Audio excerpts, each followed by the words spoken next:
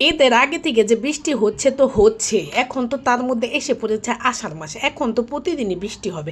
এদিকে বাচ্চারা শুধু বৃষ্টি দেখলেই বলবে খিচুড়ি খাবো খিচুড়ি খাবো, খিচুড়ি খাইতে খাইতে একদম বিরক্ত হয়ে গেছি। আজকে আমি একটি নতুন রেসিপি ট্রাই করব। এজন্য নিয়েছি কতগুলো আলু, আলু দিয়ে বানাবো আমি আলুর পকোড়া। এজন্য আলুগুলো আমি প্রথমে ছিলে এবং কুচি কুচি করে কেটে নিলাম।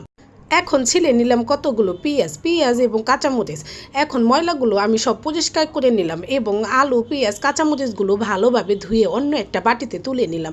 এখন আমি পেঁয়াজগুলো আবার কুচি কুচি করে কেটে নিলাম এবং এখানে কিন্তু আমি পেঁয়াজ একটু বেশি নিয়েছি, কারণ এই রেসিপিতে পেঁয়াজ একটু বেশি দিলে একটু বেশি মজা হয়। এবং আমি কাঁচামরিচগুলো কুচি কুচি করে নিলাম।